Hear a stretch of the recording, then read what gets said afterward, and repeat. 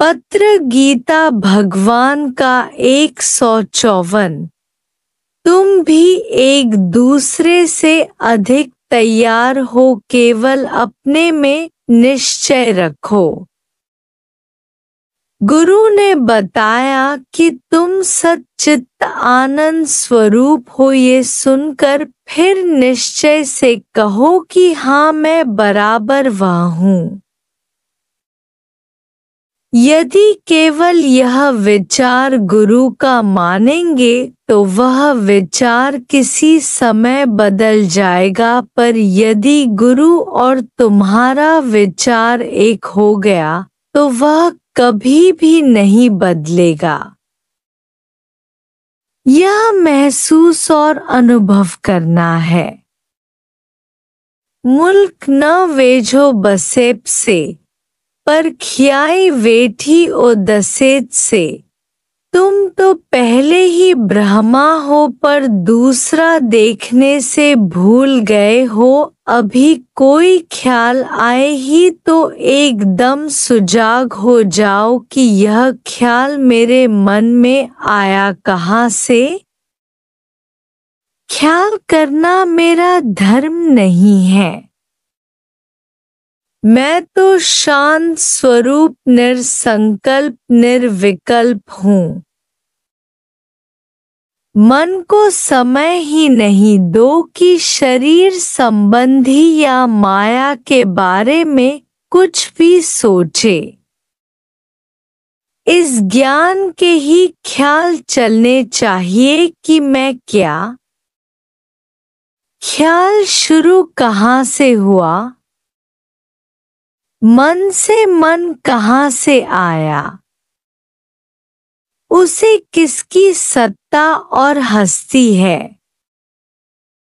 वह है आत्मा की। वह आत्मा है। तू है सागर। मन है लहर। फिर कभी लहर भी सागर को डुबो सकती है।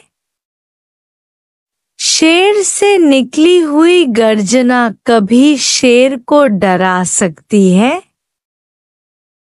सूर्य से निकली हुई किरणें कभी सूर्य को जला सकती हैं।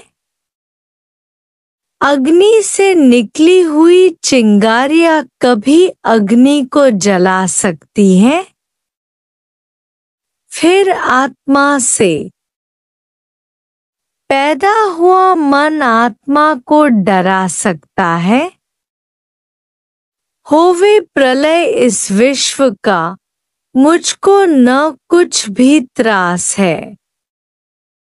ब्रह्मा विष्णु शिव का होता नाश है, पर मेरा होता न नाश है। गुरु को एक शिष्य ने कहा, साईं मुझे प्रसाद दो। गुरु ने कहा, मैं खाता हूँ।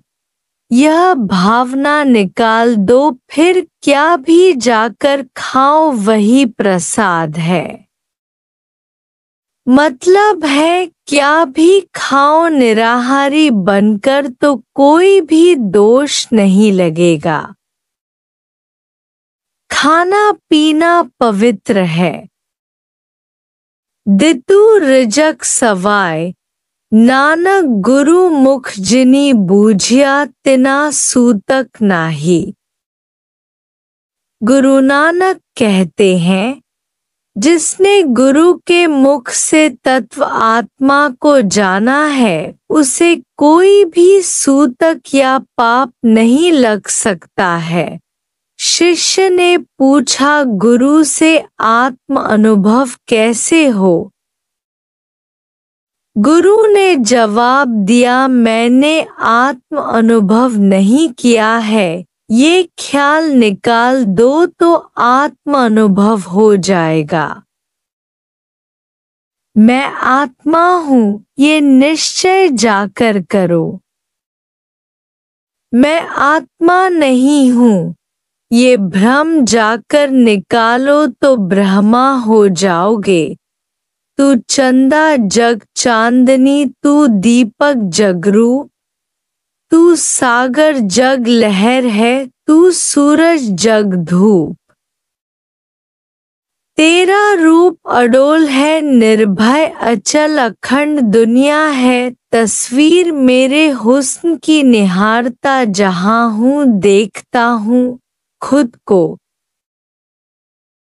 गुरु के मुख से गीता सुनने के बाद जप तप करने की कभी भी जरूरत नहीं है। यह नामुमकिन बात है। गुरु मुख से गीता समझाए और तुम मुक्त न हो, सब काम तुम्हारे पूरे हो गए। यह लास्ट का अंतिम क्लास है, इससे ऊपर कोई भी बात नहीं है। तुम लायक हो तभी यह ज्ञान समझ पा रहे हो। मन आए भी चाहे तो भी मायूस नहीं हो जाओ। यह मन का धर्म है पर तू आत्म है। तुम मन को साथ नहीं दो, नौकर यदि भूल करे तो वह तुमने नहीं की। तुम तो मालिक हो, नौकर को सजा दो जैसे फिर न करे, परंतु ऐसा नहीं समझो कि मेरे से भूल हुई। अब मैं आत्मा कैसे होऊंगी। मीरा की शादी भगवान से हो गई, उसके बाद कुटुंबियों से दिल नहीं लगाई। मेरे तो गिरधार गोपाल, दूसरों न कोई। तुम क्या समझते हो? जो एक पति भगवान के सिवा दूसरे किसी से दिल लगाता है वह वेश्या हुआ। न दो तुम दोष औरों को, सब है तुम्हारी कम हिम्मती। यदि पुरुषार्थ करो बैठकर अपने आप से तो अभी का अभी चक्कर ही बदल जाए।